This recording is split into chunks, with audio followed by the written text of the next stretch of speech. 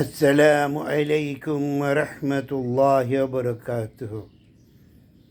আশা করি আমার সকল বন্ধুরা ভালো আছেন, ভালো থাকেন এই কামনা করি।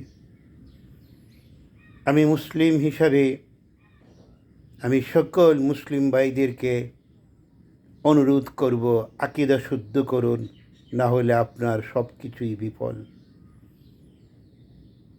আকীদাটা হতে হবে হুবহুব আল্লাহর নবী যেভাবে বলেছেন ঠিক সেইভাবে। এর বাহিরে কোনো কিছুই আল্লাহর কাছে গ্রহণযোগ্য হবে না। শুধু তাই নয়, আল্লাহ নবী বলেছেন, আমি যাহা বলি নাই তাহা যারা প্রচার করে তাদের ঠিকানা জাহান্নামে।